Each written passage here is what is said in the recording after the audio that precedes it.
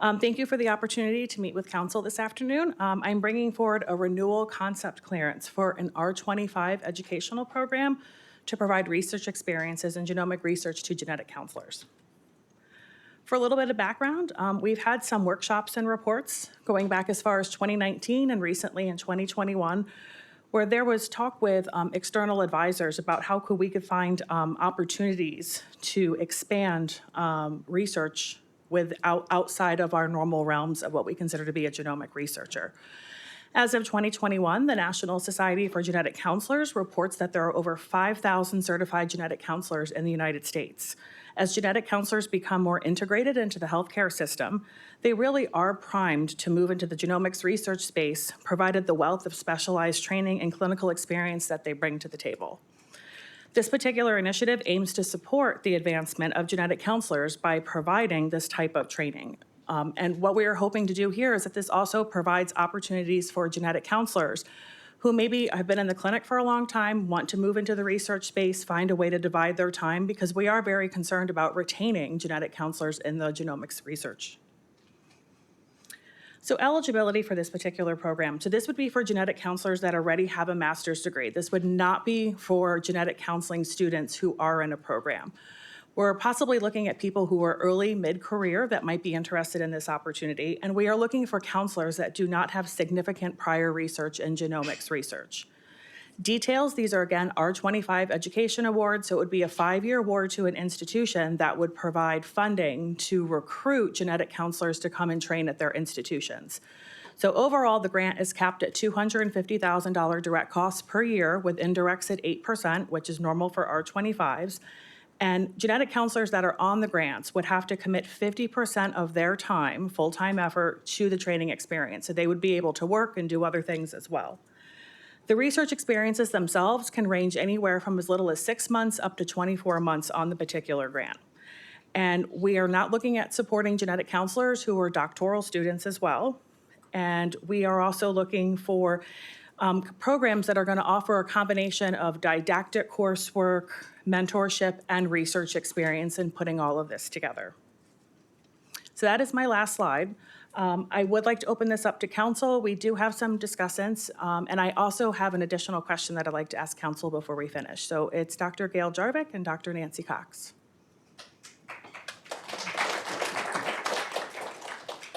Yeah, go ahead, Gail. So, well, as someone who has had the pleasure of working with fantastic research genetic counselors, I'm very excited to see this training opportunity for genetic counselors. I'm wondering what your experience is with more diverse, I know genetic counseling is attracting more diverse individuals, and I see this as like a lower bar to move into genomic research because it's a master's degree and then a training program after that. Is that something that your program is seeing? Is that something your program can incentivize? So we issued this program announcement about, I think, 3.5 years ago. We've had multiple applications come in, but to date we have funded 2. So some of these programs are really in their early stages of getting set up and started. We do know that 95% of genetic counselors are white women, so there is a lack of diversity in the genetic counseling community. But I think along those lines, I mean, we do talk about wanting to improve diversity in the program announcement. We do have grantees that do talk about this in the application. But I mean, I'm not sure that this program in particular is going to help move that needle. Does that help answer your question, or am I being too vague? Yeah, I mean, I understand what the current demographics of genetic counselors are. I also know that our genetic counseling program is the 3rd year in a row of more than 50% diverse. And I see that's what genetic counselors are seeing nationally. There's been a lot of work there. And so I guess, are you targeting, I know you don't specifically target like you just got out of training versus you've been a genetic counselor for a while, but Correct. Is there a way that this program could have a pathway for those more diverse people that are coming out of the programs now? We could definitely think about that. I mean, I think the issue, Gail, is that if we have individuals who are in genetic counseling school, will they have the bandwidth to participate in this type of training on top of currently what? Yeah, no, I mean, I think those programs are pretty dense. They're Right. two-year programs, they're pretty dense. But could you like enter going straight into Oh, this absolutely. We experience? have no restrictions in that in the after? funding opportunity. We just don't want genetic counseling students. They just have to come out of the program, Right, be right. graduated, and be certified. And then anybody can, I said mid-career level because that's who we're tending to see being Mm-hmm. appointed to the fellowships. But you're right, someone could graduate on Monday and start the program on Friday if they wanted to. Yeah, and I do want to also say, I think that your acknowledgement that people could work up to 50% time and spread their research out is really important to allow people to continue in a position but have protected research time and allow them a little bit more long-term to do their research. So I think that was very well set up. Thank you. Well, thank you. And that's actually a good segue because that was something I was going to ask council about. We have, in talking to applicants who have come in for the program, it is sometimes a challenge to have counselors give up 50% of their time to dedicate towards the program. Some of the programs actually want to go up or go down, maybe go up to 75% effort on this program or go as low as 25%. Currently, we don't allow that, but I mean, I welcome feedback from council on whether we should offer more flexibility. So I actually read the current one, maybe I misread it. I thought that you had moved to allowing 100% research time. That's not, I misread that. So it's a minimum, the minimum floor is 50%, but you Right. can go up a little bit higher, but we have found that reviewers haven't always been supportive of that plan. So when we reissue this, we could think about strengthening up the language and the funding opportunity for that. Yeah, so I will say, because we have a similar program that's funded a different way, that it is very challenging to get that other part of the job for some of our Right. people, and it keeps actually some of the diverse people out. And so I think being able to be 100%, not needing that other part of a job, especially if you're just coming out of a training program, that kind of flexibility would be extremely helpful. Okay, that's helpful. We're going to take Nancy and then Lynn. Okay. I can address some of these. We did some surveys in preparation for applying for this grant. And we actually had disproportionate interest from minorities for being able to participate in the research program, which has actually been borne out. We also had great response from faculty at the institution willing to take on another, basically a 50% person, either for research or clinical. So if somebody from the outside comes in and needs to fill, once 50% clinical time, there's always somebody who's willing to take 50% clinical time from a genetic counselor, and always someone who's willing to have 50% do research in their lab. So it doesn't look like it will be a problem at most medical centers, I think, to get the support for people who come in from other places.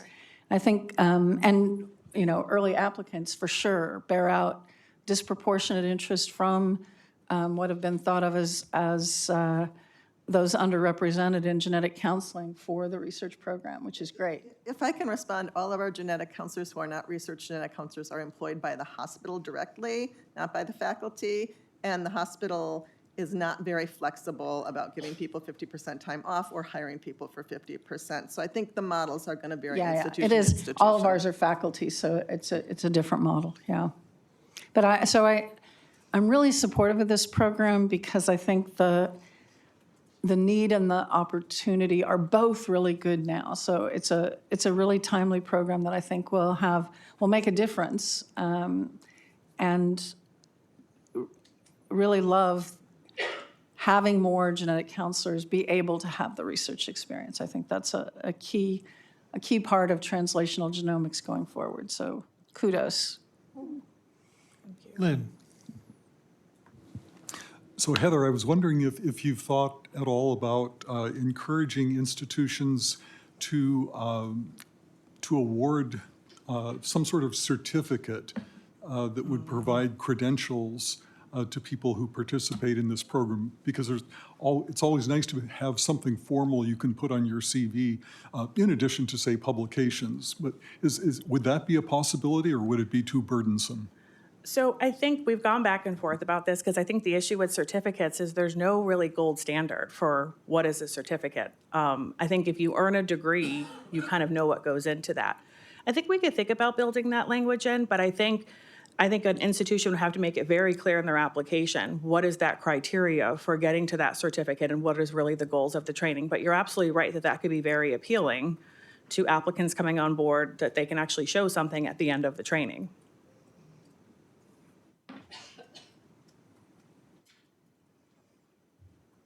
Other questions or comments?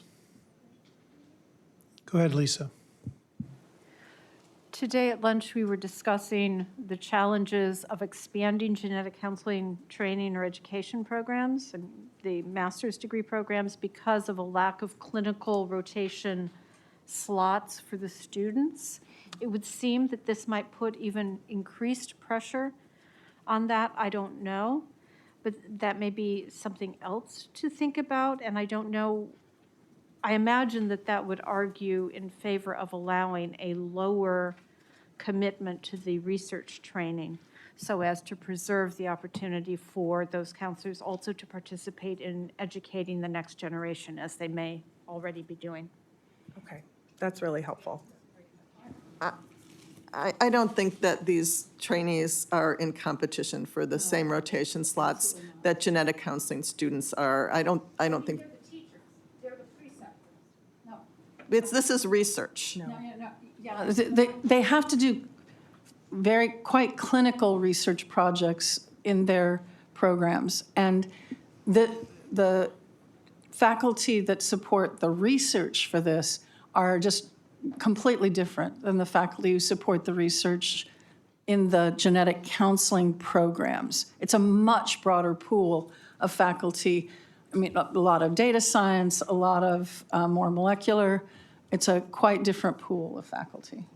Nancy is correct in that. We're just trying to build upon all of the training and experience and education that counselors have by exposing them to a range of different areas in genomics that they could consider moving into and getting that training through this program. Okay, I think my concern was misunderstood. Either I misunderstand.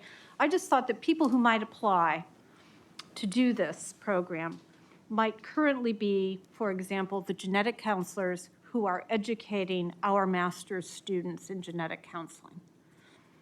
That would then perhaps pull them out of the clinic or pull them out of being educators, preceptors for our genetic counseling students, thereby taking our genetic counseling program and making it even smaller than it is because we wouldn't have placements.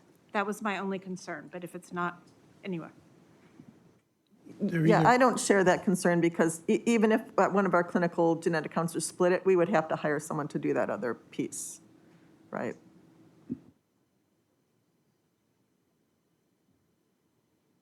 Okay, maybe enough said on that. Other questions? If not, can I get a motion to approve? A second? All in favor?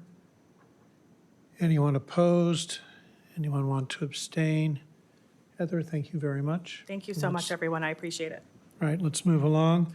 Renee, do you want to come up, please?